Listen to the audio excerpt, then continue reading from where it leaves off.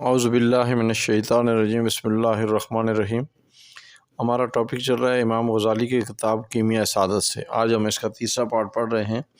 اور موضوع چل رہا ہے کہ انسان کا اپنے آپ کو پہچاننا۔ ہر برائی کے بعد نیکی کر تاکہ برائی کا اثر ختم ہو جائے اور اس کا اثر مٹا دے، اور قیامت میں آدمی کا دل یا تو روشن ہوگا یا تاریک،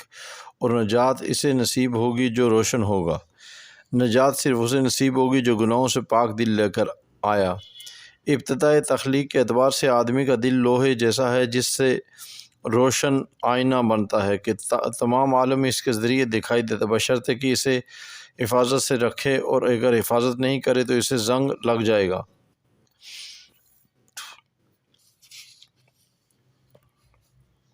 اسی طرح بعض لوگ یہ سمجھتے ہیں کہ ہم محض کھانے پینے اور تعلقات زن اور شوائی کے لیے پیدا کیے گئے ہیں اور ساری عمر اسی میں گوا دیتے ہیں، اور بعض لوگوں کا خیال ہے کہ ہمیں دوسروں کو زیر کرنے اور ان پر غلبہ جمانے کے لیے پیدا کیا گیا ہے، جیسے عرب، ترک اور کردیہ اقوام۔ یہ دونوں خیال غلط ہیں، اس واسطے کہ کھانا پینا اور تعلقات زن اور شوائی کا دار و مدار خواہش پر، اور یہ خواہش جانوروں میں بھی پائی ہے، بلکہ اونٹ کھانے کے اعتبار سے اور گریا جمع کے اعتبار سے انسان سے کہیں بڑے ہوئے ہیں۔ پھر آدمی ان سے افضل کیسے ہوا؟ اور دوسرے کو مغلوب کرنا غصے کا سبب ہوتا ہے، اور غصہ درندوں میں بھی ہے، جیسے چرندوں اور درندوں کو غصے سے حصہ ملا، اسی سے انسان کو بھی ملا، اور تو فرق کیا ہوا؟ تو پھر سوچنے کی بات یہ ہے کہ جب آدمی مر جاتا ہے تو نہ تو خواہش باقی رہتی ہے نہ غصہ، بلکہ محض ایک جوہر رہ جاتا ہے جو فرشتوں کی طرح اللہ تعالیٰ کی معرفت سے آراستہ ہوتا ہے، اور وہی انسان کا رفیق ہوتا ہے۔ یہی جوہر فرشتوں کا بھی رفیق ہے کہ وہ ہمیشہ بارگاہ ربوبیت میں رہتے ہیں۔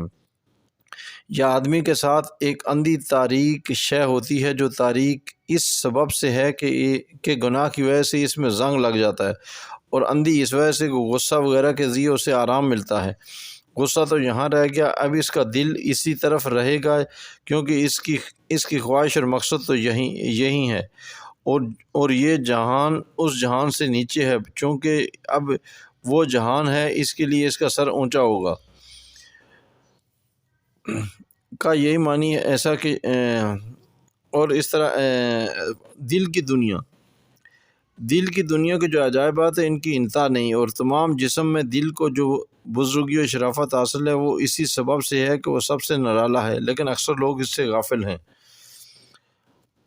اس کی ایک اور مثال انہوں نے دی ہے، اور خواب کی حقیقت اور اس کی تفصیلات کی اس کتاب میں بیان کرتے ہیں کہ جب آدمی سوتا ہے تو ظاہری آواز بند ہو جاتے ہیں اور دل کا دروازہ کھل جاتا ہے۔ عالم ارواح لوح محفوظ میں غائب کی چیزیں نظر آنے لگتی ہیں۔ جو کچھ آئندہ ہونے والا ہے یا تو دکھائی دینے لگتا ہے یا صاف معلوم ہو جاتا ہے، یا مثال میں نظر آتا ہے تو تعبیر کی حاجت محسوس ہوتی ہے، اور ظاہر ہے کہ جو جاگتا رہتا ہے لوگ اس کو معرفت کا زیادہ مستحق سمجھتے ہیں، حالانکہ وہ جانتے ہیں کہ جاگنے کی حالت میں اس سے غیب کی چیزیں نظر نہیں آتی۔ اسی طرح اور خواب کی حقیقت اور اس کی تفصیلات اس کتاب میں بیان کریں، یہاں یعنی وہ لکھتے ہیں کہ اس کتاب میں بیان کرنا ممکن نہیں، لیکن اجمالی طور پر اتنا سمجھ لیں کہ دل آئینے کی مانند ہوتا ہے، اور لوح محفوظ اس آئینے کی مانند ہے جس میں سب موجودات کی تصویر ہے، یعنی دل روح ایک آئینے کی طرح ہوتی ہے، اور جو لوح محفوظ ہے وہ بھی ایک آئینے کی طرح ہے، اس کے اندر ساری دنیا کے سب چیزوں کے نقش ہیں، یعنی سب موجودات کی تصویریں ہیں۔ صاف آئینے کو جب تصویر والے آئینے کے ساتھ، ایک آئینے کے اندر بہت ساری تصویریں ہیں، اس کے سامنے جو صاف آئینہ لے کے جاتے ہیں، یعنی روح جب اپنا روح جاتی ہے وہ صاف آئینے کی طرح، تو صاف آئینہ جب تصویر والے آئینے کے سامنے کرتے ہیں تو اس میں سب تصویریں دکھائی دینے لگتی ہیں۔ اسی طرح دل جب آئینے کی طرح صاف ہو اور محسوسات سے قطع تعلق کر لے تو اسے لوح محفوظ سے مناسبت ہو جاتی ہے، اور پھر وہاں موجودات کی سب تصاویر دل میں نظر آنے لگتی ہیں، اور دل جب تک محسوسات میں مشغول رہتا ہے عالم روحانی کی سیر کرتا ہے، لیکن خواب میں حواس تو علیحدہ ہو جاتے ہیں، البتہ خیال باقی رہتا ہے۔ اسی وجہ سے عالم مثال میں خیال نظر آتا ہے، صاف حال نہیں کھلتا، اور جب آدمی مر جاتا ہے تو نہ خیال باقی رہتا ہے نہ حواس۔ اس وقت کوئی آڑ نہیں رہتی، کوئی آڑ نہیں ہوتی ہے، سارا معاملہ صاف ہو جاتا ہے۔ اسی وقت اس سے کہا جاتا ہے، قرآن کی آیت ہے کہ حقیقت میں تو اس دن سے غفلت میں پڑا رہا، بس ہم نے تیرا پردہ غفلت، جو تیری آنکھوں پہ جو پردہ غفلت پڑا تھا وہ ہٹا دیا آج کے دن ہی، اور تیری نگاہ آج تیز ہو گئی۔ یعنی اب جب انسان مرتا ہے تو اس کی جو ساری حقیقتیں منکشف ہو جاتی ہیں، جو ہمارے اوپر غفلت کا پردہ پڑا ہوتا ہے وہ ہٹ جاتا ہے، تو سارا کچھ منکشف ہو جاتا ہے، سارا کچھ پتہ چل جاتا ہے کہ کیا حقیقت کیا ہے۔ اور عالم ملکوت کی طرف دل کا دروازہ ہونے کی دوسری دلیل یہ ہے کہ کوئی شخص ایسا نہیں کہ جس کے دل میں فراست نیک خطرات اعلام کے طور پر نہ آتے ہوں، اور وہ آواز کی راہ سے نہیں بلکہ دل میں ہی پیدا ہوتے ہیں، اور وہ جانتا ہی نہیں کہ یہ خطرات کہاں سے آئیں۔ انتخابات سے یہ معلوم ہو گیا کہ تمام علوم محسوسات کے سبب سے نہیں، اور دل کا تعلق اس جہاں سے نہیں ہے بلکہ عالم روحانی سے ہے، اور حواس کو اس عالم کے واسطے پیدا کیا گیا، خواہ مخواہ اس جان کو دیکھنے میں آڑ ہوں گے، اور جب تک اس جان سے فارغ نہیں ہوں گے اس جان کی طرف راہ نہیں پا سکتے۔ تم یہ نہ گمان کرنا کہ عالم روحانی کی طرف دل کا دروازہ تبھی کھلتا ہے جب آدمی سوئے یا مر جائے، بلکہ اگر کوئی شخص محنت اور مشقت سے کام لے اور خوش خواہشات اور غصے پر قابو پا لے اور بڑے اخلاق سے اپنے آپ کو پاک کر لے، اور خالی جگہ میں بیٹھ کر آنکھیں بند کر کے اور حواس کو بیکار کر کے، یعنی حواس کو معطل کر کے،